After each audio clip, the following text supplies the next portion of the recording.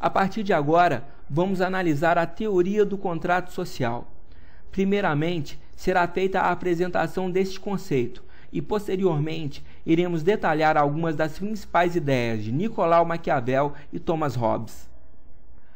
A teoria do contrato social tem sua origem no conceito de contratualismo, que, por sua vez, diz respeito a um conjunto de teorias que afirma a necessidade da existência de leis e regras para manter a ordem social dentro de um Estado, evitando o uso da violência pessoal na resolução de conflitos entre seus habitantes.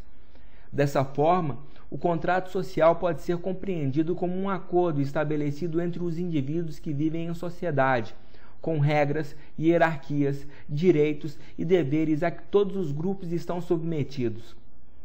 O contrato social evita a violência e busca resolver as divergências de maneira menos conflituosa entre os homens estabelecidos em sociedade. No contexto que estamos estudando, os homens se reuniram em uma sociedade e entregaram seus direitos ao rei. Esse rei passou a representar o poder centralizado, responsável pela superação do estado de natureza. O estado de natureza, por sua vez, é um momento da existência humana em que não havia instituições para mediar os conflitos entre os homens.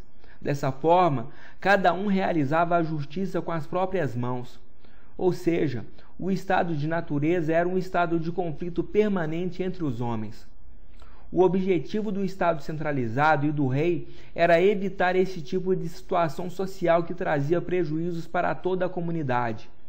Vamos analisar a partir de agora os principais teóricos que defendiam a teoria do contrato social. O primeiro deles é Nicolau Maquiavel, que nasceu em 1469 e faleceu no ano de 1527.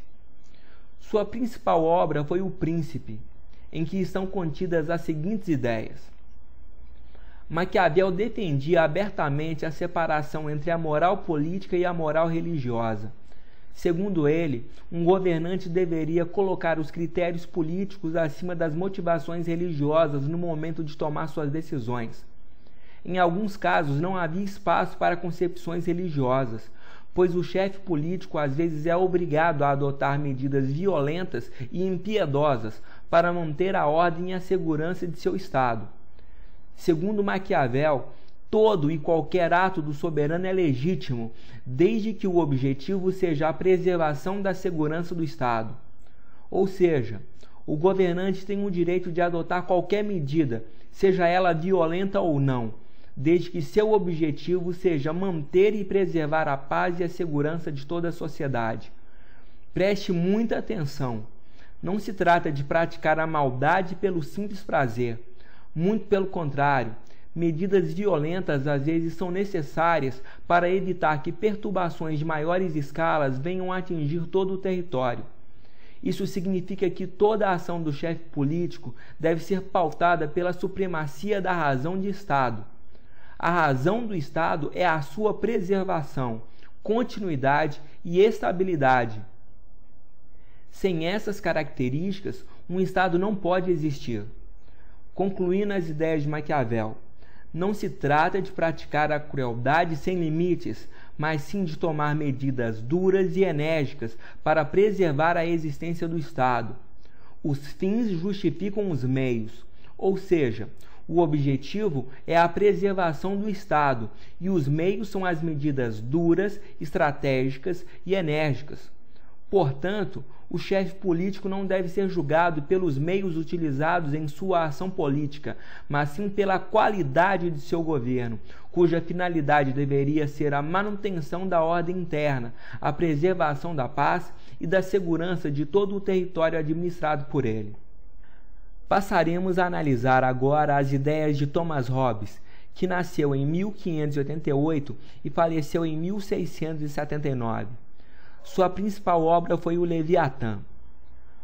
Começaremos a analisar a obra de Hobbes com uma pergunta: como era a vida dos homens antes da centralização do poder? Em outros termos, como era a vida das sociedades humanas antes da existência dos Estados nacionais? Resposta: era uma vida em estado de natureza, em que o homem era o lobo do próprio homem. No estado de natureza, todos os homens estão em guerra contra todos os homens. Essa é uma situação de guerra permanente, que ocorre todos os dias, sem prazo para acabar. No estado de natureza, vigorava a lei do mais forte, e cada homem fazia justiça com as suas próprias mãos. No estado de natureza, é necessário se antecipar aos movimentos para eliminar as ameaças representadas pelos outros homens e assim permanecer vivo. No estado de natureza, existe um medo constante da morte violenta, pois da mesma maneira que um homem mata outro homem no dia de hoje, amanhã a sua sobrevivência não está garantida. Por tudo isso, nesse tipo de organização social, não havia esperança no dia seguinte.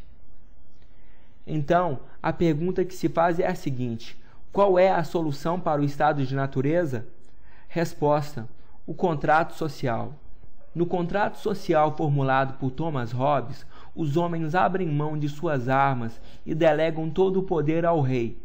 A partir desse momento, o rei passa a ser o único indivíduo que tem o direito de usar a força de forma legítima.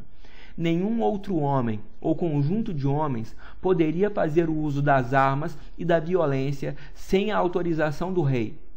Mas não se trata apenas de direitos e privilégios concedidos ao chefe político. Ele também tinha responsabilidades pelas quais deveria responder. O rei é o responsável por garantir